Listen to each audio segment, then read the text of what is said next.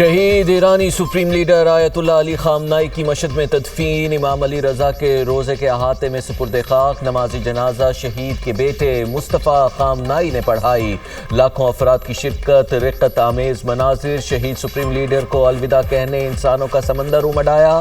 آیت اللہ علی خامنائی کا جسد خاکی نجف سے ایران کے شہر مشہد پہنچایا گیا تھا۔ عراق کے شہر کربلا میں امام حسین رضی اللہ تعالیٰ عنہ کے روضے پر بھی آیت اللہ علی خامنائی کی نماز جنازہ ادا کی گئی۔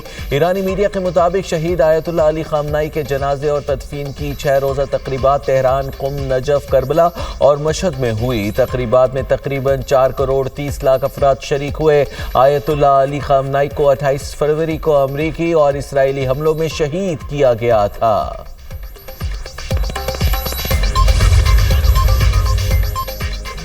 رہبر انقلاب خامنائی کے قتل کا بدلہ ضرور لیں گے، قاتلوں کو کیفر کردار تک ضرور پہنچائیں گے۔ کمانڈر خاتم الانبیاء ہیڈ کوارٹرز جنرل علی عبدالحی کا اعلان، کہا دشمن ایرانی قوم کے غم کو ہرگز کمزور نہ سمجھے، انہیں اپنے جرائم کا حساب دینا ہوگا۔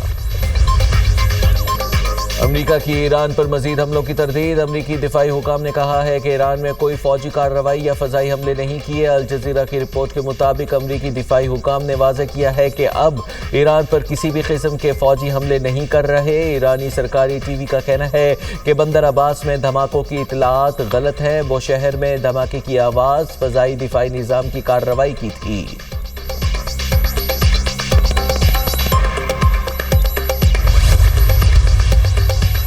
ابنائے ہرمز میں غیر ملکی طاقتوں کا کوئی حق یا کردار نہیں، ایرانی پاسداران انقلاب نے امریکہ کو بحری گزرگاہ اور اس سے ملحقہ علاقوں میں جہازوں کی آمد و رفت میں مداخلت سے خبردار کر دیا۔ ترجمان کا کہنا ہے کہ اگر امریکہ نے کوئی فوجی اقدام کیا تو اس سے آبنائے ہرمز کو مرحلہ وار دوبارہ کھولنے کا عمل شدید متاثر ہوگا۔ امریکی سینٹرل کمانڈ نے آبنائے ہرمز پر ایران کے کنٹرول کے دعوے کو مسترد کر دیا۔ سینٹ کام کے مطابق ایران آبنائے ہرمز کو کنٹرول نہیں کرتا۔ آبی گزرگاہ سے بحری آمد و رفت یقینی بنانے کے لیے امریکی افواج اپنی ذمہ داریاں انجام دیتی رہیں گی۔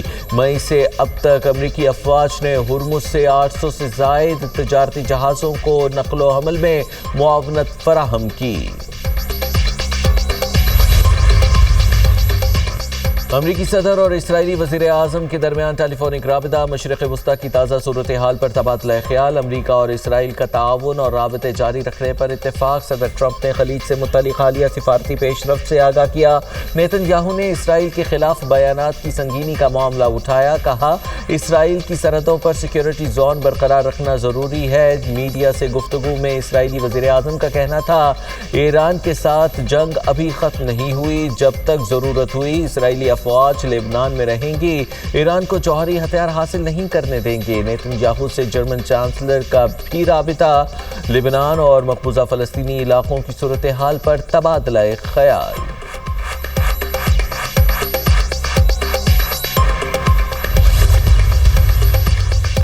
ایرانی وزیر خارجہ عباس عراقچی کا سعودی ہم منصب سے ٹیلی فونک رابطہ، امریکی حملوں کے بعد علاقائی صورتحال پر تبادلہ خیال، امریکی فوجی کارروائیوں کے اثرات اور ممکنہ نتائج پر گفتگو۔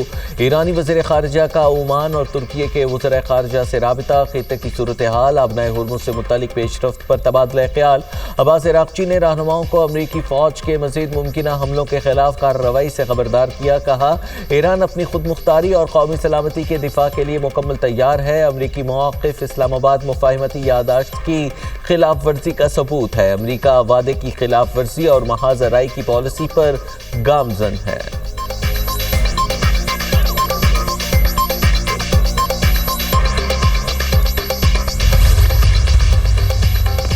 روس کا امریکہ ایران کشیدگی کے منصفانہ حل پر زور، روسی وزیر خارجہ سرگئی لاروف کہتے ہیں امریکہ ایران تنازع کا منصفانہ حل ناگزیر ہے، معاہدہ تمام متعلقہ ممالک کے مفادات کا عکاس ہونا چاہیے، موجودہ کشیدگی کے اثرات پوری عالمی معیشت پر پڑ رہے ہیں، آبنائے ہرمز اور خلیج فارس پر روس کا موقف واضح ہے، تمام فریقوں کے مفادات پر مبنی معاہدہ ہی دیرپا حل ہے۔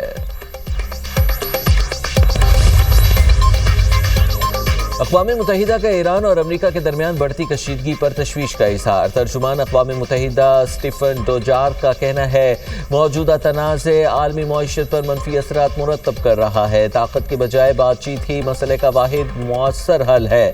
خطے، عالمی امن اور معیشت کے مفاد میں تمام فریق مذاکرات کی میز پر واپس آئیں۔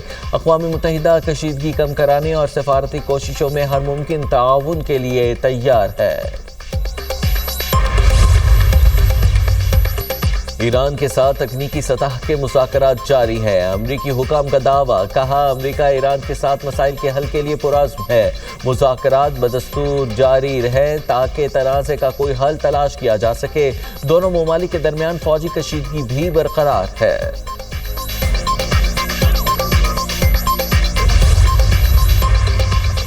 اسرائیل نے معلومات فراہم کی، ایران مبینہ طور پر صدر ٹرمپ کے قتل کی منصوبہ بندی کر رہا ہے۔ امریکی اخبار وال اسٹریٹ جرنل کا دعویٰ، رپورٹس کے مطابق انٹیلیجنس معلومات ایک مخصوص مبینہ قاتلانہ منصوبے سے متعلق تھیں۔ میڈیا رپورٹس پر امریکی حکومت اور ایران کا باضابطہ رد عمل سامنے نہیں آیا۔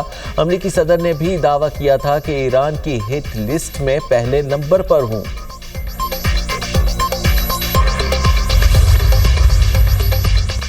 سیاسی اور عسکری قیادت دہشت گردی کے خاتمے کے لیے یکسو ہے۔ آخری فسادی دہشت گرد کے خاتمے تک جنگ جاری رہے گی۔ کوئی شک نہیں، دہشت گردی میں ہمارے مشرقی ہمسایہ ملک کا بھرپور کردار ہے، جو دہشت گردوں کو اسلحہ، مالی معاونت اور دیگر سہولیات فراہم کر رہا ہے۔ دہشت گرد افغانستان سے مل کر حملہ کرتے ہیں، تمام وسائل کے ساتھ دہشت گردی ختم کریں گے۔ ہماری سفارتی کامیابیاں دشمن کو ہضم نہیں ہو رہی۔ دشمن مختلف ذرائع سے ملک میں عدم استحکام پیدا کرنے کی کوشش کر رہا ہے۔ امن کی بحالی اور ترقی کے لیے تمام دستیاب وسائل بروئے کار لائے جائیں گے۔ ملک کو امن، ترقی اور خوشحالی کی راہ پر گامزن کریں گے۔ شہداء کی قربانیاں ہرگز رائے گاہ نہیں جائیں گی۔ قوم اپنی بہادر افواج اور سیکیورٹی اداروں کے ساتھ کھڑی ہے۔ وزیر اعظم شہباز شریف کی زیر صدارت کوئٹہ میں صوبائی ایپیکس کمیٹی کا اجلاس۔ Field marshal Syed Asim Munir, governor, وزیر اعلیٰ بلوچستان، وفاقی وزراء اور دیگر بھی شریک ہوئے۔ بلوچستان میں امن و امان کی صورتحال پر غور کیا گیا۔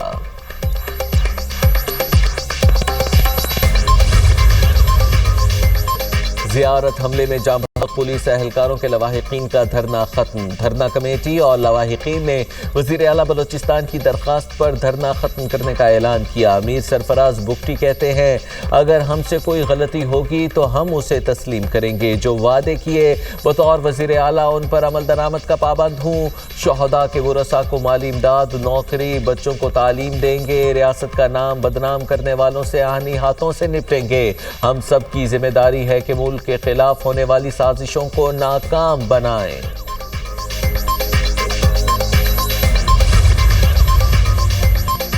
وفاقی وزیر داخلہ محسن نقوی کی بنگلہ دیشی ہم منصب صلاح الدین احمد سے ملاقات۔ دونوں وزرائے داخلہ کا مشترکہ مفادات کے شعبوں میں تعاون بڑھانے پر اتفاق۔ ملاقات میں پولیس افسران کی ٹریننگ اور ایکسچینج پروگرامز پر گفتگو۔ سائبر کرائمز اور آن لائن فراڈ روکنے کے لیے اشتراک بڑھانے پر بھی اتفاق۔ ایران امریکہ تنازع اور مشرق وسطیٰ کی موجودہ صورتحال پر تفصیلی تبادلہ خیال۔ بنگلہ دیشی وزیر داخلہ نے قیام امن کے لیے پاکستان کے تعمیری کردار کو سراہا۔ محسن نقوی نے کہا وزیر اعظم اور فیلڈ مارشل نے امن کے لیے ناقابل فراموش کردار ادا کیا۔ ہم نے باہمی روابط کو مزید مستحکم کرنے کے نئے مواقع سے فائدہ اٹھانا ہے۔